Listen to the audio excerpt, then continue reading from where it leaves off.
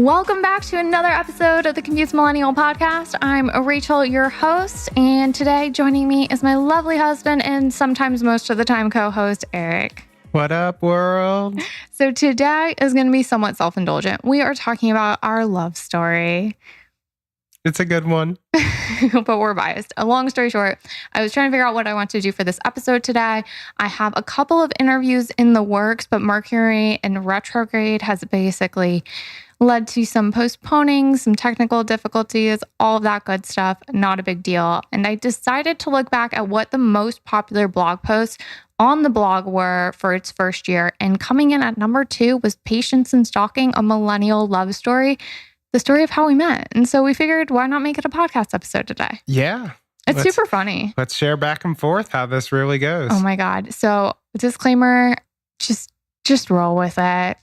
That's all I'm going to say. It's love. It's a crazy little thing called love. Crazy little thing called love. So I'll let Rachel kick this off because she found me before I knew she existed. It's true. Yeah. So the year was 2011 and I was at a questionable place in my life. I had been making some questionable decisions. I was coming off of some rocky points.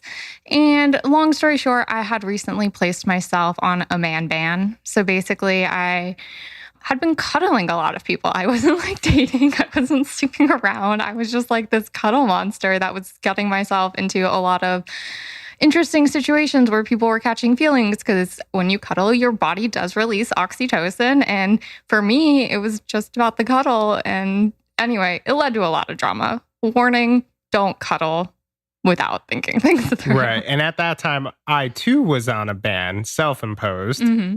I think it's important to acknowledge that it was self-imposed. I mean, I don't think that like the government's going to come down and say, I don't think the government's going to come down and impose anything, but listen, I think it's really important especially this climate that like there weren't people being like, dude, you're doing some really like not cool stuff. Yeah. Like we're putting you on a ban. Yeah, that's true. No, I had to ban myself because I just wasn't happy with my choices. Yeah, I think it's true. I think that whether like in my case where it just was leading to unnecessary drama, in his case, like it was definitely, I think, distracting you. You were starting your company at that point. Yep. You had, you were fairly early. I mean, you weren't like, you were past a year sober, but.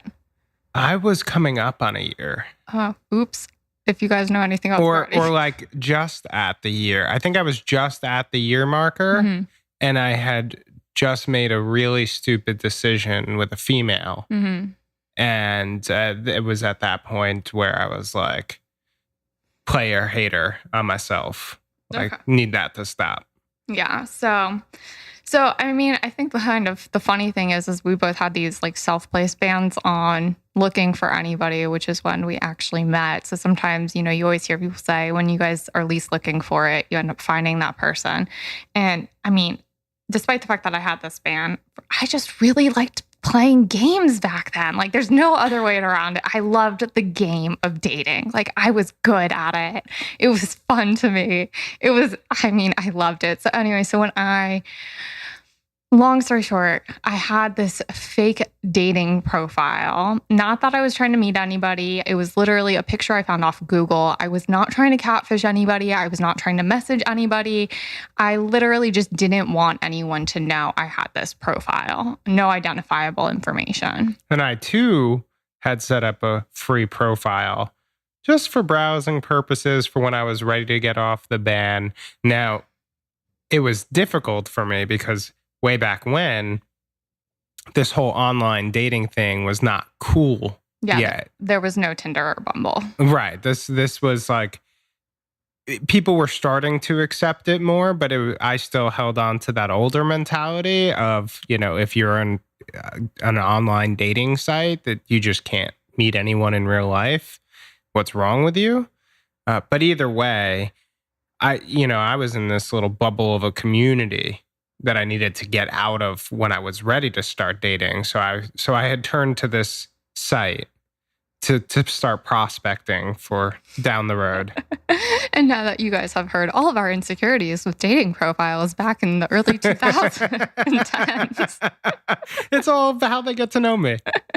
Again, this was long before Tinder and Bumble existed, so it was definitely, most of the sites were paid sites too back then. Yeah, this was a paid site, and they gave you a free browsing profile, Yes. and that was about it. So I had my free browsing profile with my fake picture of a girl on Google. Apologies to whoever she is.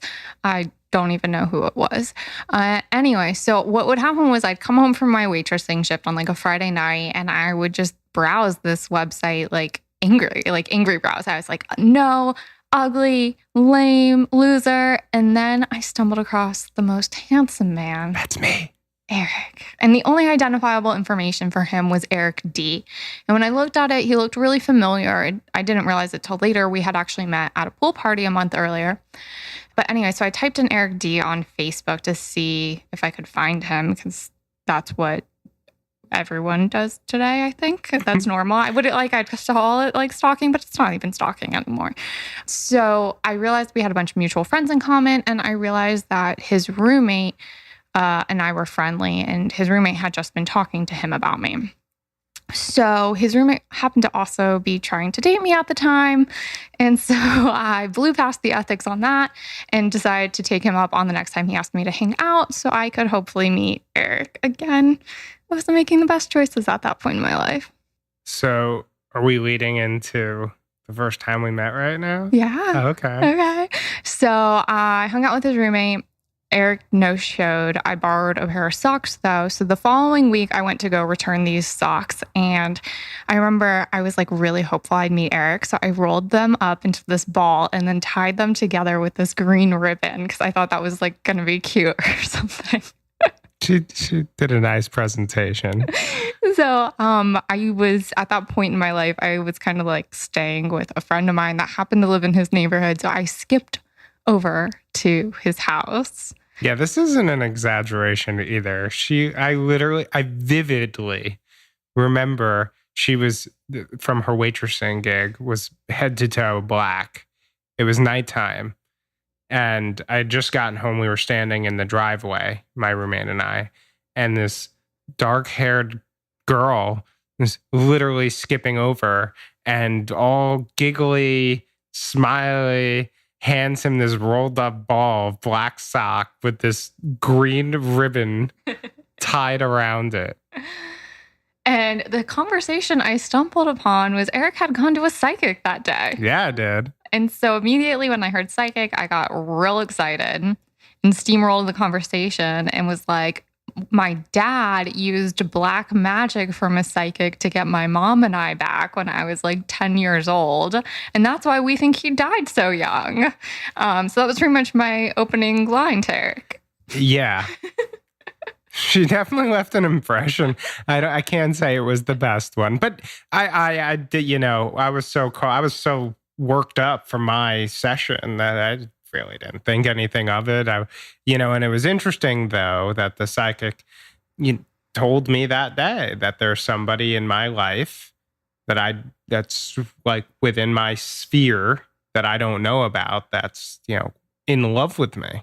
And I had been watching him and working up to this moment for about a month at that point, to give you a timeline. So that was definitely some fun foreshadowing that we didn't piece together till later. So anyway, that's pretty much all that happened. It was kind of just like, I was this weird chick that talked about black magic. He had gone to a psychic and then we parted ways. And after that, it's like, okay, I got to hang out with him again. I got to find him again. So real creepy.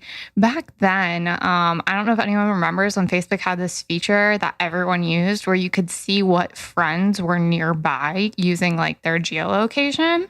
So at the end of I worked downtown in our city and it's where all the restaurants are. It's where all the nightlife is. And so every night when my waitressing shift would end, I would pull up the app to see if any of our mutual friends were downtown. So then I could casually go walk by, because a lot of the restaurants here are sidewalk seating. So I could casually walk by and hopefully run into him. And sure enough, within like a week or two, I saw a bunch of people were at a particular restaurant with a bunch of sidewalk seating. So I walk by and stumble upon everybody, and I'm saying hi to everyone. And Eric goes to say hi to me. I remember I was hugging one of our friends, and I give him this look like, who the hell are you? And that was it. Listen, and at this point, I had not become smitten with her yet either. Mhm. I was a friendly person. Yes. So yeah, let's back up real quick. Why did I just blow him off and ignore him? So everyone I was like talking to, I kept asking everyone, tell me everything you know about Eric. I want to know everything. And everyone's like, he's literally the nicest guy, Rachel. Seriously, he's as great as they come. And I didn't believe any of them. So if you haven't seen a picture of Eric yet, he looks like an Incredibles character. Like he has really broad shoulders, tiny waist. He's from New York. So he has this like Very, very feminine legs.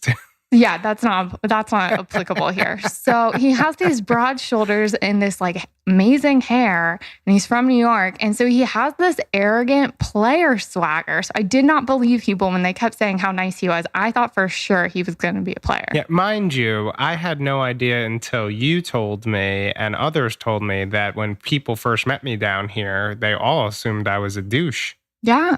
I mean, you had that like swagger about you. Yes, I'm like frat boy. We're explicit now, right? Yeah, we're explicit. Ass. I could say it. You tell him, babe. You tell him. But I'm not. I'm a nice guy. He is a nice guy. So, but with that kind of said, despite everyone telling me he was a nice guy, a little quick backstory. When I was 14, I had my first boyfriend. At 15, I got dumped. And when I got dumped, my mom handed me 2 books. One, The Rules, 2, Men Are From Mars, Women Are From Venus. Now, The Rules is a very outdated book, but basically it tells women how to get any guy they want. And I lived and died by these. That's part of the reason why I thought dating was so much fun. Like, it was literally a game to me. And so despite everyone saying Eric was so nice, I was like, I'm going to rules his ass. Like, I am going to play the player, and he's not even going to know what happened. So this was a straight up game for me at this point. Because again, I wasn't trying to date anybody. So when I went and like knew I was going to run into him at that sidewalk restaurant, I intentionally blew him off because rule number 1, be a creature unlike any other. And I knew people were always like fawning over him. And I was like, I'm going to blow him off. I'm going to throw him off his game. I'm going to knock him down a peg or 2. Now, I don't really have a lot of game. I'm just a nice guy. Like, I'm friendly. So the phoning, I just always chalked it up to I'm a really friendly individual. Yeah, we were on 2 very different pages at this point. So I blow him off that night. For weeks, I keep doing the exact same thing, checking friends nearby. I see that him and his roommate are kind of nearby, so I do a walk by this restaurant. They're not there, but as I'm turning back to go back to the restaurant I work at, I end up running in face to face with him and his roommate that night. And so I say hi to his roommate, and then I turn to him. I go, hi, it's so nice to meet, and start extending my hand. And I go, oh, I remember you. You were from City Oyster, the restaurant I just told you guys about the other night. I was like, I'm so sorry. I didn't put it together. I'm going to friend you on Facebook tonight, and I'll never forget your face. Yeah, and I was a little peeved at this point. I mean, I thought that was pretty good of me. In hindsight, if somebody doesn't remember my name, I usually have a 3-strike rule on that. Mm-hmm. And I'll even give somebody the I didn't remember your face like one time. I start getting really offended when we've clearly met in intimate scenarios, not at some like bar or networking event, like intimate scenarios. Every other week for the last 6 weeks. Right. But I'm a little bit slow on the uptick with a lot of these things. So I didn't even piece that part together. Like, time was not within my frame of thinking. It didn't matter if it was a week or other week or month. At this point, I was a little pissed that she should have remembered who I was. Yeah. So I was really pleased with myself at that point. So pretty much we'd been running into each other every other week for the last 3 weeks. I kept pretending to not know him each time. I went and got to finally, after, mind you, at this point, I had been stalking him and like obsessively refreshing his Facebook page, but not his friend on Facebook for probably about 2.5 months at this point. This was a slow game here. Yeah. And so finally, I got to friend him on Facebook that night without being a creep. And yeah, so then I friended you, and it was like November, and then we pretty much like didn't talk again until January.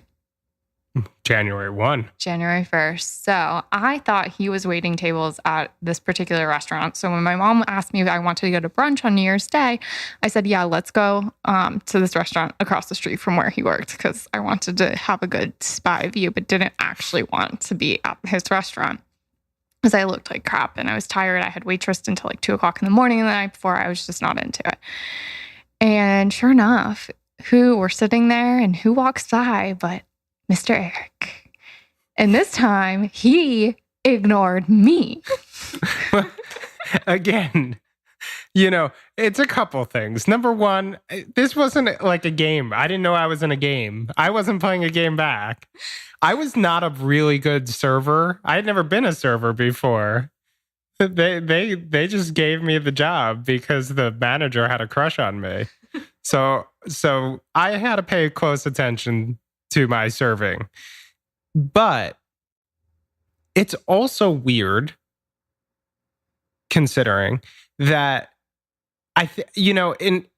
if you were with friends, the scenario might have been different, but here's this girl that I don't really know that well that's now didn't know me 5 times over.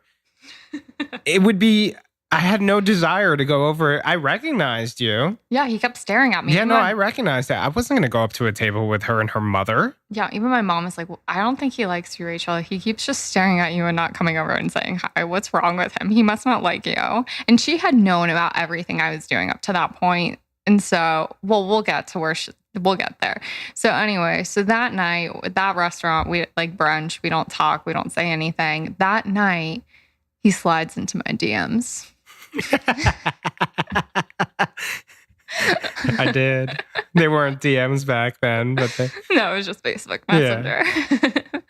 Yeah. But yeah, so he's like, so how'd you like the restaurant? I was like, it was fine. Why'd you ignore me? I don't really remember what I said initially. Anyway, we start talking. We had a lot of witty banter. To the point where he's like, we should hang out sometime.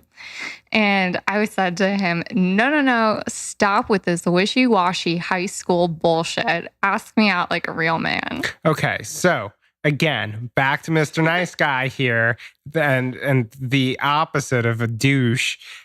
I had big fears of rejection. Right? Being able, first of all, that whole being able to, I grew up AIM days, man. Okay, can you chill? I grew up on AIM days too. And my boyfriend, when I was 14 years old, took me out to a date every Friday night. So backing up, had you ever asked a girl out officially on a date at that point? I don't think so. Not as wrong with, it's wrong with men today. Yeah, I don't think I ever officially asked a girl out on a date. I think like I had been in relationships, but they sort of just happened. Yeah, this was what was wrong with I watched so many of my friends go through this where they were like, I think we're dating, but I'm not sure. We keep doing these group hangs and then we hook up and I'm not really sure. It was a lot of hooking up. That's what a lot of people did. That was not how I rolled. Again, right. I read the rules. I had a very strict dating. Yeah, in New York City, it was get drunk. You know what? I did take a girl out, but she used me. Yeah. I did that a lot. She used me because she worked for a not-for-profit and didn't make a lot of money. And I found out after the date that she was doing this with a bunch of guys because it was paying for her food and things like that. I respect the entrepreneurial spirit of herself. I do, but this was the very reason why I did not ask girls out. Okay. Anyway, so I told him to man up and ask me out. So he's like, all right, let's get manly for you. Wednesday night, we're going out. It's like, that's great, but I waitress, so I won't be until like after 9:30. And he was like, okay, great. So this was in the month of January. This was January 1st. This conversation played out. I had a rule, shocker, spoiler alert at this point, where I was not, nobody, myself included, but I just did not think people should start getting into relationships or start dating between Thanksgiving and Valentine's Day. I just believe that people get together for the wrong reasons. They lower their standards. It's just not a good time. So while this was ending up playing out on January 1st, I really didn't want to go out with him yet because like I didn't want to go out with him before Valentine's Day because I just thought if we went out before Valentine's Day, we were going to be doomed. And I was playing this long game and I was okay with how things had been playing out. Mind you, like we started this entire long thing back in October. And so we make plans to go out. And what happens to the I first? think the first one was my sister getting hit by the cab. It was. Yeah, my sister got hit. She's okay. But she got hit by a taxi in New York City while crossing the street. So he had to cancel our date. And we rescheduled it for like 2 weeks later. And I forgot. I think one of them was my cousin in town. Yep. She showed up with her girlfriend. Right. And then the last time that we were supposed to go on a date, the third attempt was my ex-girlfriend. Actually, my first girlfriend. Yeah.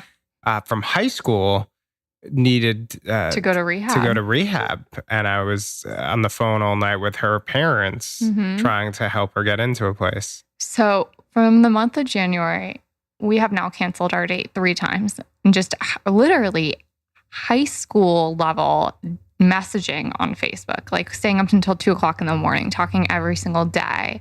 But like, we just keep getting our dates canceled. And my mom is like, he's not that into you. Get the hint, Rachel. He blew you off at the restaurant that day. He keeps canceling on your dates. Like, if he really wanted to see you, he would move mountains to make it happen. And in my head, I'm like, listen, I'm not trying to date anyone before Valentine's Day, so I'm okay with this. But eventually she started to wear me down and really get in my head. So we're moving into February now, or we're in February now, and we don't even have a 4-3 date rescheduled. It kind of just was starting to fizzle. And my mom was starting to get in my head. So when his roommate asked me to hang out, I quickly, again, my ethics were skewed at the time. Don't judge me. It's okay, but I don't judge you because it worked out. So his roommate asked me to hang out, and I'm like, yeah, sure. I was in my master's program, so I had class that evening on a Thursday. So after I went to the gym, I went over to their house to get lunch with his roommate.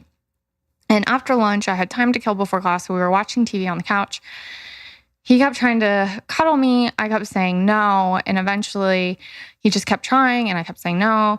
And eventually it was just like easier to let him cuddle me than I didn't know what to do. Like he was my ride back to campus. There weren't Ubers and Lyfts readily available at that point. I didn't really want to, but like every time I said no, it was falling on deaf ears, and like consent and all that stuff wasn't like as easily listened to. So it was just easier to let him cuddle me. And of course, as soon as we start cuddling on the couch, Eric walks in. And my heart broke, and I was so angry and so mad. And luckily, as soon as Eric walks in, his roommate got a call. And the last minute, he had to go do something. He's like, I'll take you back to campus now. And I was like, well, Eric, what are you doing? And I literally had to go back to campus. My class started at 4. It was like 3:50. And I was like, well, Eric, what are you doing? And I decided to skip class that Was night. this the time that I came home and unbuttoned my shirt and asked you if you wanted a hug? Yes, it was. Again, I had no game. So first he walks in on me cuddling, and then starts unbuttoning his shirt, and then I run over and I asked you for the hug. Oh, You yeah, didn't you offer did. me You did do that. You were like halfway up the stairs too, and you ran back down. Anyway, so I was real excited. Eric was home, and I was like, I am not going to class now. So when his roommate got the call to leave, I was like, score, this is my moment to make my move. So I was like, well, Eric, what are you doing the rest of the day? You can take me home. And he's like, yeah, sure, whatever. Because he really is just a nice guy that goes along with anything that I throw at him. And we ended up watching a movie and getting dinner and watching, I think, another movie maybe. Yeah. And then we ended up, my friend was singing at a hotel And we ended up going and watching her sing and dancing. Yeah, this was like an epic 9-hour date. Yeah, and I'm still in gym clothes from earlier that morning. And we go to this with an ugly flannel. Oh yeah, that looks like a picnic table. That was your cover. flannel. I know that I gave me you because it was now nighttime and we were going to a fancy hotel and I was literally in gym clothes to dance. And yeah, we ended up being together for like 9 hours that night. And I think I met your mom. No, you just dropped me off in the driveway. No, wasn't she? Or was that a different night at the Seagate? That was a different night. Oh, okay. Yeah. And then he dropped me off at the house and we started talking. No, when he dropped me off in the house, I then challenged you to actually ask me out on a real date. Yeah. And you did, and it was lovely. End story. So he drops me off I was living at my grandma's house at the time. And when he drops me off, we make plans to go out on our first official date, which was lovely. He took me to this restaurant that like he was kind of the man at. He'd taken a bunch of people there, or I thought he had taken a bunch of people there before. Yeah, no, I just knew all those servers. Yeah, because it was the restaurant above the one that he had worked at. So he walked in and he got to be the man, saying hi to everyone. We got like the special chef's table. It was like really lovely, super sweet. And at this point, I literally felt like we had been together forever. Yeah, it was, the weird thing with this relationship, or it wasn't a relationship, but this dating experience with Rachel, it was the first time that I didn't overthink anything. To the point that the third time we hung out, I was like, we're both in recovery and we both were going to 12-step meetings at that point. And I asked him to come see me speak at a meeting where he was going to hear all of my deepest, darkest secrets. And I was like, oh shit, what did I just do? Like, maybe I should tell him some of the stuff I'm going to talk about before like we do this in like a big meeting. And then maybe he'll never want to date me again. So I remember I was speaking on a Monday and I was like, we have to get together this weekend. It was like Saturday night at that point. So Sunday morning, he met me for brunch. And that's when you met my mom at somewhere. I don't know. So third date, essentially not even really a date. He meets my mom and then him and I go off to by the water and I sit down and I basically tell him all of my deepest, darkest secrets. Like a lot of trauma, things that like people had broken up with me over before in the past. Like just not like literally I just laid out all of the shit of what it was actually going to be like to be with me. And he just looked at me and he goes, and that's it? Like, that's what you had to tell me? It's just like, okay. I was like, what? I mean, the stuff I told him had ended my last significant relationship, which was 2 years long. I was like, how is this happening right now? And that guy that dumped me had known about everything when we started dating and ultimately broke up with me over it. And Eric just was like, and that's it? Like, it's not that bad. Like, okay, we can work with that. No big deal. And I just remember this like sigh of relief and like, not totally believing that this was actually happening. Because again, I wasn't trying to date anybody really. This was just a game. Yeah, timing's everything. At a previous point in my life, I would say I would possibly give the same response, but run. Yeah. Right. It wouldn't be with the same honesty that I gave it, which was I didn't judge. I mean, listen, I was in no place to judge people's, past actions or issues or whatever happened to them. Mm-hmm. I had been in a bad place myself not too long before then. So, yeah, it didn't faze me. True. And I truly felt like he was being honest with it too, which was really cool. Anyway, so we got together and pretty much after that day, I would say like our lives just melded together. Yeah, but I didn't know that they melded together. Again, for some reason with you, I did not think about how often we were hanging out. I didn't overthink anything. It just felt natural and organic. And even so, my roommate, the one that Rachel got cuddle pressured or pressure cuddled, peer cuddle pressured. Trademark. PCP, stay away.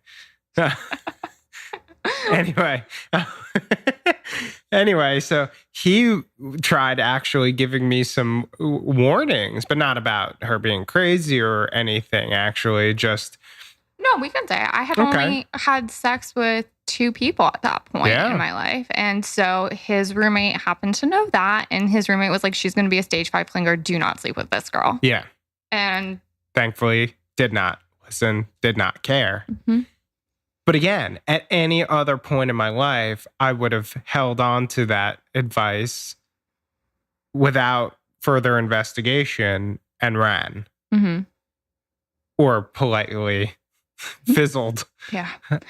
I mean, but that was also what, the 3rd time we hung out? Or like the 3rd time we hung out was when I told you all my deepest, darkest secrets. But our actual 3rd date, like we had sex on our 3rd date and then everything, like we were just always together. And it wasn't like I was trying to be a stage 5 clinger either, to your roommate's point. Our lives just melded very easily. And I had a crazy schedule. I was in school during the day. I waitressed at night. You were starting a company. And so a lot of times we would see each other only from like 10 to like midnight. And then I'd wake up at your place. I'd go to my workout class. I'd leave for school. It was just kind of like we started living together probably by week 3, but like. But I didn't know that. He had no idea. I had no idea. So, my company, as she mentioned, I was just starting it. We lived in a townhouse, my roommate and I, and we had a 3rd partner, and we had this dining area that didn't get used. So we turned it into a home office for the 3 of us. And, I'd be head down in work and just, looking back, I remember her just like buzzing by at several points in the day, but she didn't try to steal my attention. She didn't try to distract me from my work. She literally, I remember there would be times I'd come upstairs and she would just be in my bed reading. I'd be like, oh, hey, when did you get here? And she's been, I've been here for like 5 hours. Like, okay. I mean, to my point, I didn't have a car. My mom had just sold our house and moved us in with my grandma, which was really far from campus. So I was sleeping in his neighborhood a lot at that point at my friend's house. And it just easily was, his door was always unlocked and her door was locked. So it was just a lot easier to like run in and out of his house than her house sometimes. And he didn't seem to notice or care. So long story short, you guys can, ladies, move in with whoever you want to move with and they may not notice. Yeah. And I want to pause too, because there's a really important thing that I'm missing. And it's a bit of an advice for men and women out there. So Rachel, although extremely beautiful, was not my typical type of person that I normally went for.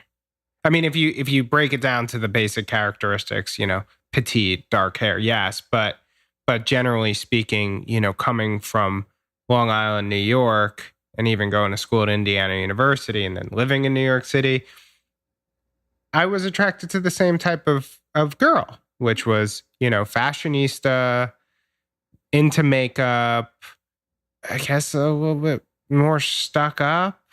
I don't know if that's the right word, because some of them were kind of cool in the beginning. But Rachel just didn't fit the mold of what I typically went for. And I didn't, again, every time in my past, I would have ended it because I felt like I needed to be with a certain type of person. And, so much so that 3rd date actually was a double date with a guy from my hometown who's extremely judgmental. So if there was anyone I shouldn't have presented, you were testing me, I think.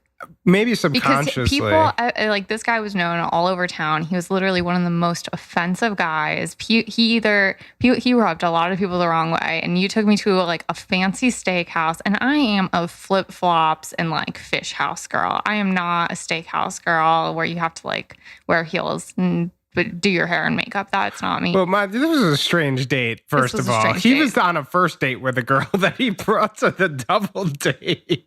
Yeah. Yeah. Anyway, so yeah, I'm pretty sure that was a testing me date, though. Subconscious test. Well, finish what you're going to say. Anyway, so yeah, so well, all I was going to say, and this little tidbit of advice I'm giving people, right, was in my past, he would be the last person that I'd bring a new girl I was dating to that didn't fit in with what I thought would be expected of me from where I came from. Mm-hmm. And he loved me. And he loved her. But yeah, so good tip. Just kind of being open. Yeah, be open. Don't, what you think you want I know. isn't necessarily what's best for you. Yeah. So, and ladies, it's okay to move in and like maybe they won't notice. No big deal. So fast forwarding a little bit, when do I finally come clean about all of this stuff? Because obviously it was like eating me up inside. I had basically planned all of this out from October until us finally getting together in February. So there was like a lot of history in our relationship that Eric didn't know about, to his point in the opening line where I had my eyes set on him long before he had them set on me. And I remember we were laying in bed. It was probably like 2 months into our living arrangement that he didn't know about. And I was like, I have something to tell you. And I told him everything that we just shared. But didn't you strategically state it post-coitus? I did. Yes. I did. And he was just like, okay, that's kind of weird, but hey, it worked out. So also, if you're going to patiently stalk your future spouse, don't tell them right away. Like, wait for the right time. Wait till you think you really have them before you break the crazy. And I told him at that point. But the thing with my crazy, I think that's especially unique though, is that my crazy was all in my head. And like, I didn't care. Like, when we actually got together, I don't think I'm crazy at all. No, actually, one of the reasons that it felt so natural and I fell so in love with you is because of how fiercely independent you were. I still to this day, I feel like there's really never been a true situation where either party doesn't trust the other. Well, you did do that one thing.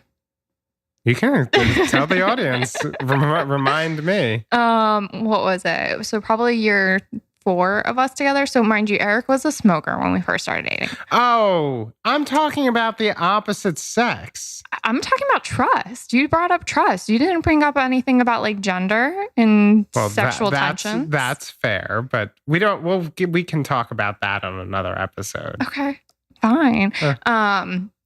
Anyway, so with all that kind of said, long story short, the key really is if you are gonna be crazy, is to choose your crazy. Like I know I have that energy in me, like where I bounces off the walls. I like get really excited about things, and I chose to direct it into non-harmful things like pretending to not know him. Whereas I could have directed it towards doing, freaking out if he was looking at another girl, if he was talking to somebody else. And I just kind of like, with everything, because I was excited about him, but I wasn't necessarily looking for a relationship. It was a lot easier to just kind of like be crazy about the game rather than about the person. And so I would say like, I know that probably isn't the best advice and everyone's like, oh, I don't like games, da da da da da. At the end of the day, like if we can approach dating and things like that from a place of like just having fun where nobody's actually getting hurt, I think you can like really let go of like things like jealousy and these other things where you kind of like try to dull that crazy energy, where you try to like dull that excitement, and it ends up coming out sideways into things like jealousy or anger and sabotage. I think that's an important distinction. We're not talking about games of I'm going to make out with you and then sleep with your roommate to make you jealous crazy game. Yeah, no, this was just like, I'm going to pretend to show up and see if he notices me. Then I'm going to pretend to not know him. Like, just like very like simple, like silly type of things where you can get out some of that. Because at the end of the day, when you do start dating, there's a lot of energy that flows through you. I think that's like an important thing. And a lot of people, I think, end up acting out in one way or another. Like, totally. I could have made out with your roommate and then tried to sleep with you or whatever else, which if people have done that, there's no shame. There's just sometimes so much energy where you just have to release it somehow, and wrong person, wrong time walks in, and then it's just like, fuck, what's the mess I just created for myself? Yep. So if you know that about yourself, like I knew that about myself. I knew I've gotten myself into some peculiar situations in the past. So I just really chose to channel it for less damaging causes, I guess you could say. Truth. So yeah, that's how we met. And that's how we moved in together. And I almost moved to LA.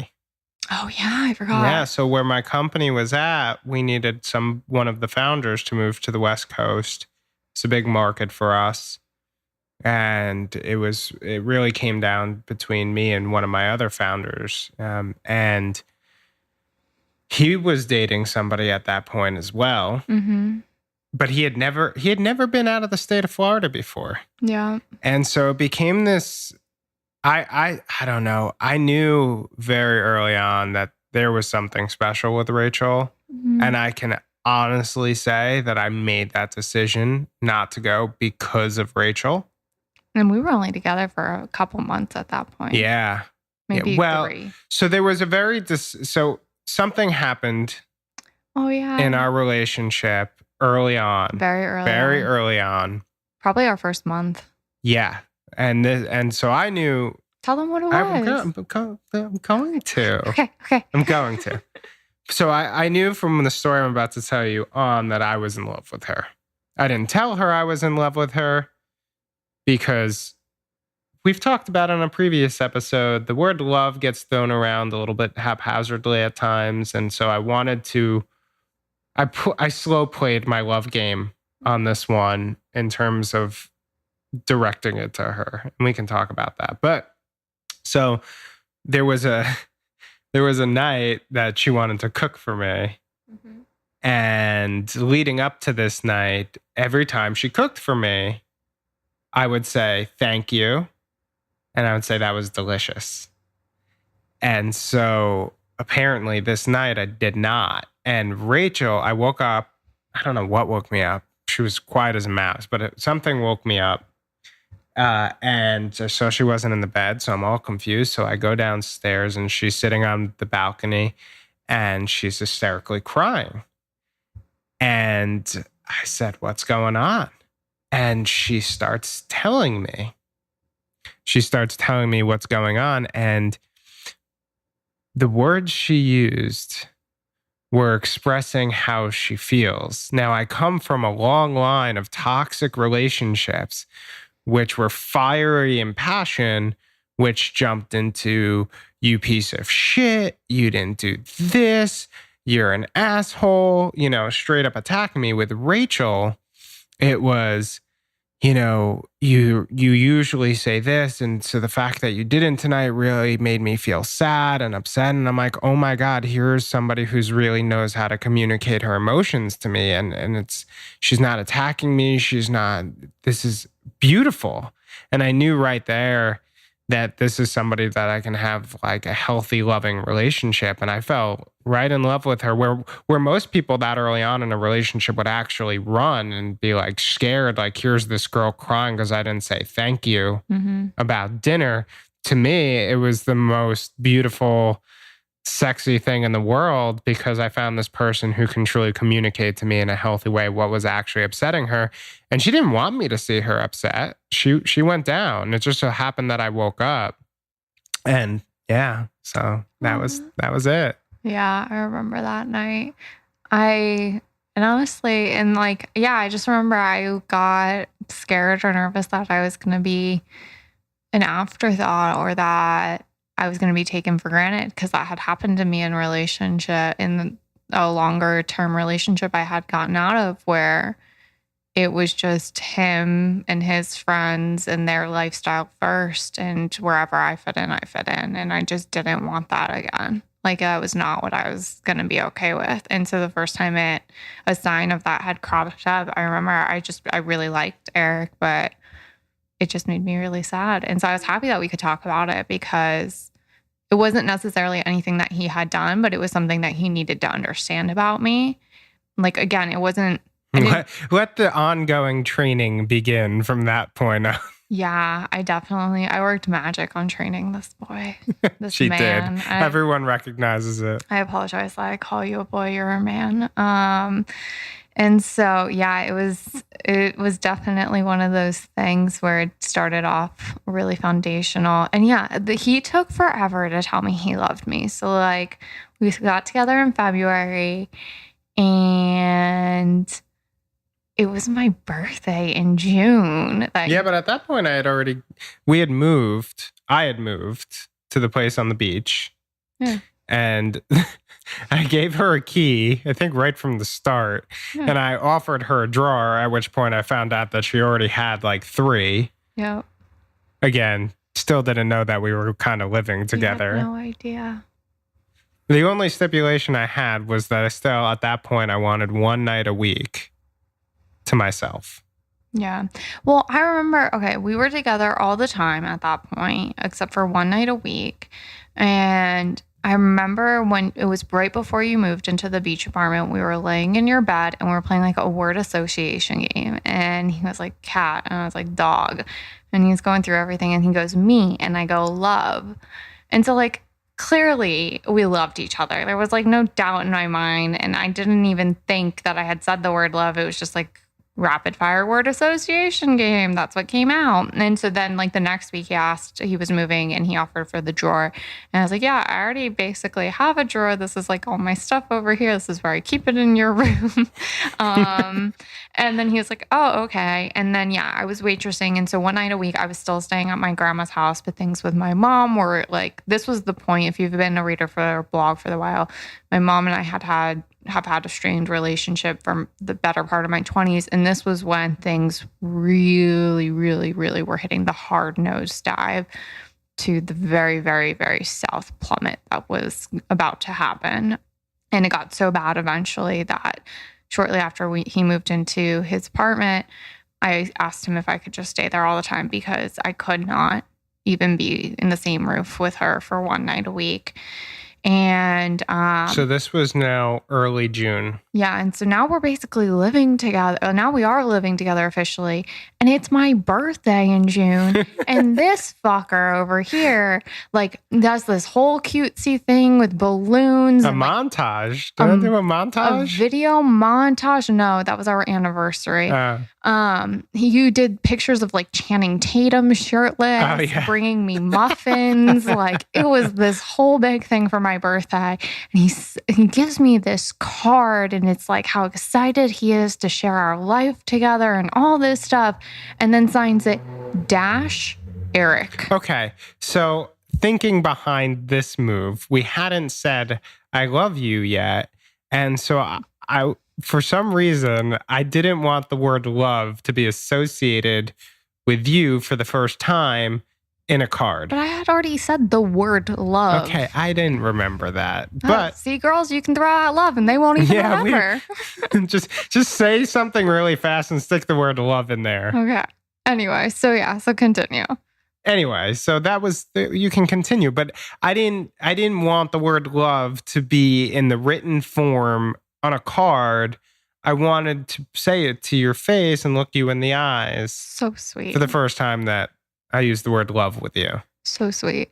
Anyway, I mean, we don't have to bore everyone with the details. We went to dinner and we were walking. I was starting to get really frustrated because he hadn't said it. We were in a private little garden. We were in a little cutesy garden with a koi pond and all this cute stuff. And it starts drizzling and we're about to leave. And thank God, because I was really pissed at this point.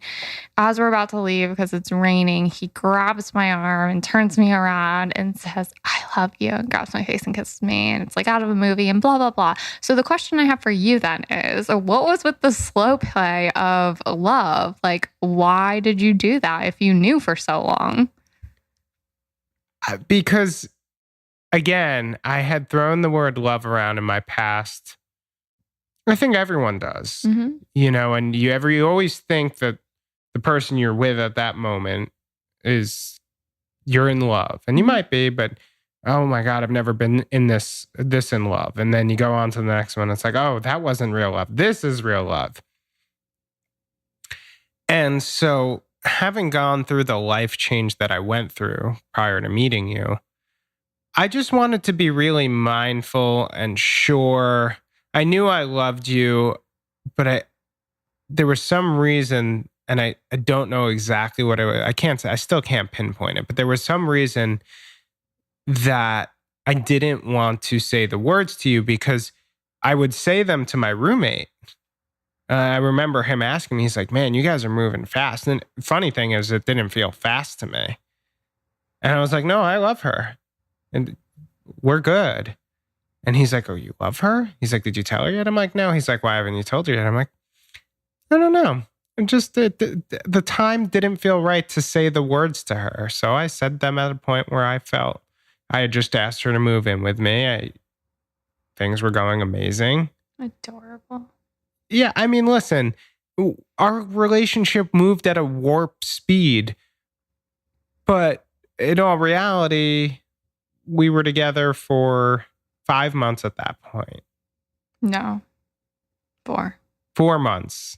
Again, it's really fast stuff. Again, so but to put it into context in terms of timelines. So moving kind of from timelines, because that's kind of boring.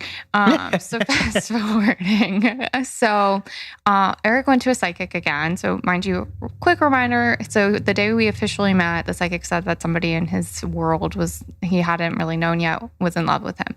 He goes to a psychic again, like a year into our relationship. That psychic tells him he's with his soulmate. And then finally, because I had still never been to a psychic at this point because black magic, all of that stuff from earlier, I was just very turned.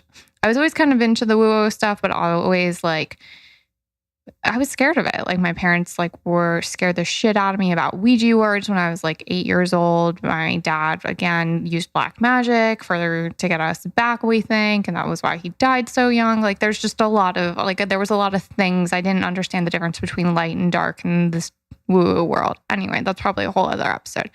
So I had always avoided psychics like the plague. Like I had a lot of death around me at that point. I literally thought I was cursed. I remember the ex that I was with for 2 years before Eric, when we started dating, I told him, don't date me. Somebody in your life is going to die. I'm cursed. Like there was a black cloud over me and everybody around me was dying. And I was just like, no. So psychics and I just didn't want to do it. So finally, we were together for like 2 or 3 years at this point. My mom got me like a gift certificate because she was into going to psychics. She was like, here, go to this psychic. And so Eric and I had gifted Eric that gift certificate. That was when he went a year into us dating and the psychic told him about the soulmate. Anyway, so we end up going to a psychic together, but not together like on year 2 or 3. So I went in first. We didn't say that we knew each other. I didn't talk about him at all during my session. And she tells me, you're with your soulmate and some other stuff. So Eric goes in after me and she says, you're with your soulmate. And he goes, I know. You told me that. It was the same psychic he had gone to a year or 2 earlier. You told me that then, and that was just her. And she goes, that was her? And he's like, yeah. And then she gets all this other information. She's like, you guys have actually been together for lifetimes. She's part of why she's here is actually to correct a karmic wrong where she left you for another man in your all's last life. Yep. And then in episode 2, we briefly talked about the Reiki circle. And when we first went to the Reiki circle, the Reiki master looked at the two of us and said, what's your connection? And he said, that's my wife. And she goes, you guys have been together for centuries, like centuries and centuries. And so I think with all of this kind of moving so light, like really warped and like super fast, it didn't feel fast to us because like literally from the very first time we actually hung out, it had felt like we'd always been in each other's lives. And so I'm not saying like wait for that or anything like that, but like if somebody is moving really fast, like maybe just don't judge them. Yeah. Just do what feels right for you. Yeah. Because you just never know. Like you don't know why people are coming back into your life. You don't know what your shared past is. And like sometimes when there is just something that you can't shake, it might be that you are supposed to be together. Or maybe you're not supposed to be together. Because there's been plenty of people in my life where I'm like, I've definitely met this person. We have like this instant connection like Eric and I have had, but they just weren't supposed to. I was supposed to get the lesson. I was supposed to right the wrong. I was supposed to do whatever I was supposed to do. And then that was just kind of the end of it. They say like people come into your life for a reason, a season, or a lifetime.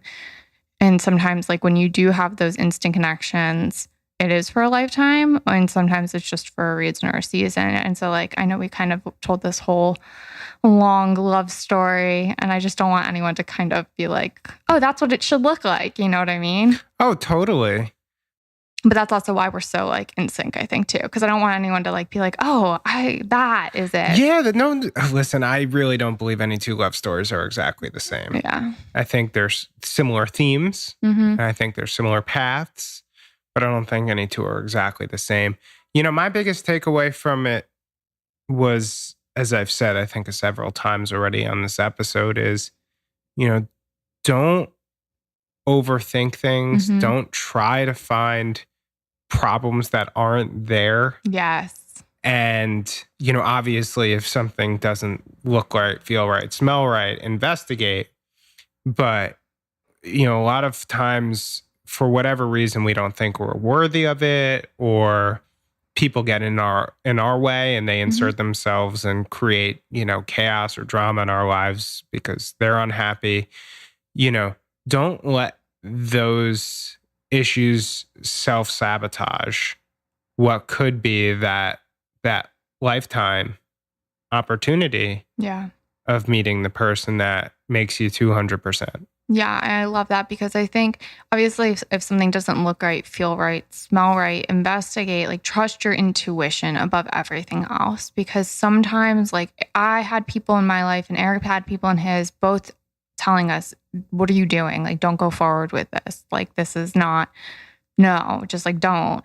And if we would have listened to them and allowed them to get into our heads, I think it would have created a lot of problems. But we just really followed our own intuition, and we both happened to not be doing anything that would hurt the other person. So it was an easy journey for us. But that doesn't mean, I know I have friends that, I mean, their intuition kept pulling them back to the other. They knew the other was doing something that was hurting them, whether it was cheating, using drugs, whatever. And they chose to stick it out, go to therapy, work through those problems because they felt that person was supposed to be in their life for more than just. And so everyone's going to have their own path. Everyone's going to have their own unique experience and learn what they're supposed to learn in this kind of accelerated human growth journey of life. Yes, and I have one more big piece of advice. Mm-hmm.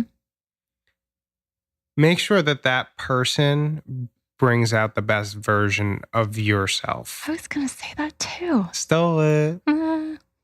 And that's what Rachel did for me that the others in my past had not. I became a much worse person with women from my past, and brought out my shadowy side, jealousy, insecurities. I overlooked them because of one of many reasons. It looked right on the outside. There was a certain passion, but it was just so unhealthy. And with you, from day one, you just continued to elevate me in all areas of my life. Yeah. And I think the same goes for me. I have a tendency, or I had a tendency, I don't really have it anymore, not since we got together, but especially in relationships, I was mean. Like, the closer, like, especially in romantic relationships, everything would start off really sweet. And then I would always just be like, this person's going to leave me eventually. So I might as well start self-sabotaging it and pushing them away. So at least I know why they left. Like, it was on my terms because I manipulated them to leave me. And that happened with every single one. I've never been the one to dump anybody. I've always been the one dumped. And it was always because I pushed them away. Well, not that 2-year relationship, but that was a whole other story. But all my other relationships, I had always gotten really mean to them. And early on in our relationship, I started to do the exact same thing. I thought I wasn't worthy of it. I thought this was too easy. And I started to get aggressive with Eric. I would hit him. I would say really mean things to him. And he like made me talk about it, and I was like, this isn't okay. This isn't acceptable. And like, we had to talk about it. And it really forced me to be like, okay, so this is my pattern. It's playing out again because I'm afraid of losing this. So instead, I'm just trying to like pull the bottom out of it before it can get pulled out from under me. And then I have a sense of control. And it really pushed me into being a better person. Yeah, and we need to be really clear about one thing. She wouldn't like hit me in fits of anger. No. She would start playing and then playing, get too aggressive. And then she would give me like a Juno chop to the jugular, you know, like intentionally because she thought it was funny. But there was like some intent to hurt. Yeah. Yeah. But it wasn't like we got into it. Or in fact, Rachel and I can only, I think, really count maybe on, if one hand, how many actual arguments we've gotten into. I don't know. Yeah. Everyone has different definition of argument. That's true. It's because, totally like, subjective. Because I've said to people before, I'm like, yeah, Eric and I don't really fight, but like then we'll start exploring it and they like count any disagreements. And it's like, well, if we're counting a disagreement, that's like me saying, well, you didn't clean the toilets today. Like that's not really a fight in our house, but right. But like some people would count that. Right. Now, based on my past. Yeah. I mean, he had people like throw his clothes into place. Hide my clothes. Yeah. I've had people wake me up by punching me in the face. Yeah, I didn't do that. That was not me. I was not that aggressive. Yeah, no, I've been with some crazy. Which, listen, if that has been you in a relationship in the past, that's okay. Not that like you should be physically hurting people, but that's like okay to recognize that you've done that and learn from it and grow from it and work through it. Yeah. Because we've all done things in relationships that we're not proud of. And I just like, if anybody had hidden their significant others, I don't want them to feel like we're judging them. We all have to go through our unique experience to get to. It's about learning and overcoming it. Yeah, there is that. And it's really just about bringing out the best in one another. So with that, thank you guys for letting us talk your ears off about our relationship. Hope you guys got a good laugh. If you are currently dating, hopefully you learned a couple of tips. If you're already married like we are, maybe go reminisce with your loved one about how you guys got started and hopefully have a nice evening laughing and loving on that. And if any of you guys have any questions you'd like to see answered on the podcast, as always, just send me an email, rachel@theconfusedmillennial.com. And I wanted to let you know about the giveaway we have going on right now. If you subscribe, rate and review the podcast, and just send me a screenshot of that to that same email address, rachel@theconfusedmillennial.com, you will be entered to win. For all the details on that, head to theconfusedmillennial.com/podcast. And we'll talk to you guys next week.